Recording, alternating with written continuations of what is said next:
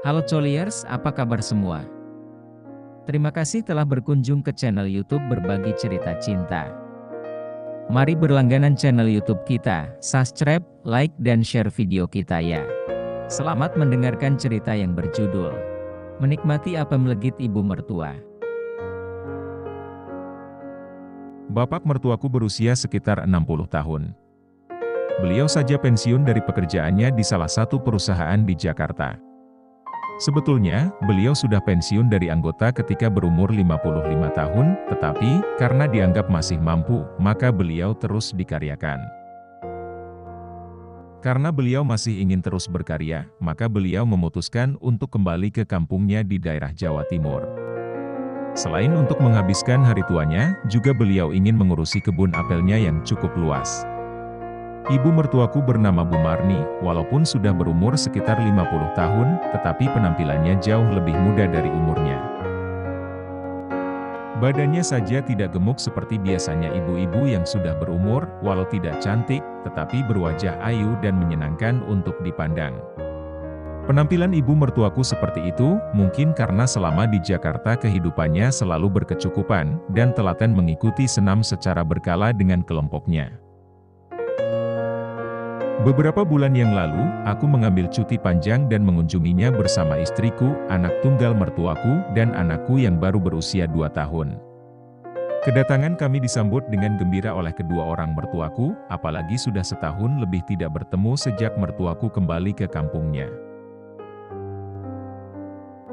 Sesampainya kami di sana, kami disambut pelukan hangat oleh ibu dan bapak mertuaku. Saat ibu mertuaku memelukku, terasa mengganjal gunung kencang itu. Sontak sinyal kuat Indosatku langsung bereaksi keras, hingga ibu mertua berbisik padaku. "Tegang dan kuat ya Tom, pasti enak dan hangat," katanya. Ya, Tommy adalah namaku. Setelah 2 hari berada di rumah mertua, aku dan istriku merasakan ada keanehan dalam rumah tangga mertuaku, terutama pada diri ibu mertuaku. Ibu mertuaku selalu saja marah-marah kepada suaminya apabila ada hal-hal yang kurang berkenan.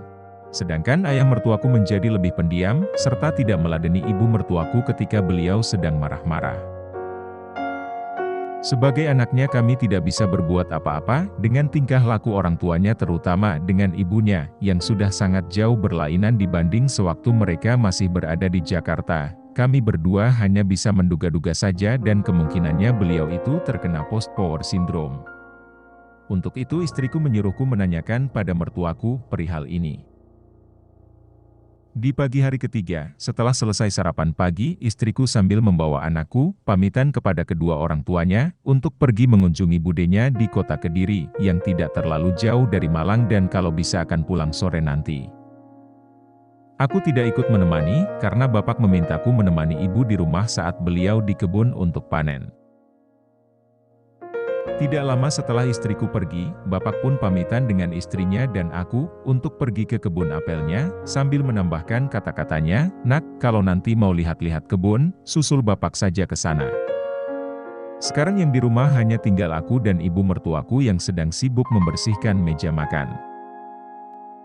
Selesai berberes meja makan, kulihat ibu mertuaku menuju kamar mandi untuk mandi, sedangkan aku sudah dibuatkan kopi olehnya. Sambil bersantai dan menikmati kopi, aku membaca koran hari itu. Banyak sekali berita mengenai virus corona ini. Dan ada beberapa berita tentang kasus korupsi di daerah sana. Aku tidak sadar ketika ibu mertua sudah berada di sampingku, dengan rambut basah habis keramas, dan bau wangi yang segar berada di tubuhnya. Dia memegang pahaku dan berkata, "Nak, ibu bisa minta tolong sesuatu ke kamu?" Pinta ibu mertuaku. Sontak aku kaget bercampur bingung, "Minta tolong apa Bu?" "Ibu ingin sesuatu yang hangat dan keras itu," jawabnya. Aku kaget. "Tapi Bu..." Dari sinilah ceritaku berawal. Ayo subscribe channel ini dulu dong, agar semangat menghadirkan cerita yang lebih menarik lagi, terima kasih. Setelah kuperhatikan, ternyata ibu mertuaku sudah siap sepenuhnya. Dengan memakai daster batik tipis tanpa daleman, terlihat sekali melenuknya ujung gunung itu. Aku jadi penasaran dengan yang berada di dalamnya, apalagi apem hangat bercampur kismis coklat lumer itu. Ibu benar-benar ingin sekali. Dia memaksaku. Ternyata sudah lama ibu tidak mendapatkan dari bapak. Tanpa berpikir lama, ku turuti semua kemauan ibu mertuaku. Kami bermain di ruang tamu, dengan semua jendela dan pintu terbuka. Seolah-olah tidak ada yang datang nantinya. Tanpa basa-basi ku lumat semua melenuknya gunung dan kumakan semua apem kismis itu. Tanpa berlama-lama, badan ibu mertuaku kumiringkan ke hadapanku. Dan kaki kirinya kuangkat serta kuletakkan di pundakku. Sedangkan ibu mertuaku hanya mengikuti saja apa yang kulakukan itu. Dengan posisi seperti ini, segera saja kutusukkan kembali tongkat hangat dan keras itu. Masuk menembus apem legit kepunyaan mertuaku yang sudah sangat basah dan hangat itu. Setelah peristiwa ini terjadi, ibu seringkali mengunjungi rumah kami dengan alasan kangen cucu dan anaknya. Tetapi kenyataannya ibu mertuaku selalu mengontakku melalui telepon di kantor dan meminta jatahnya. Untungnya sampai sekarang istriku tidak curiga.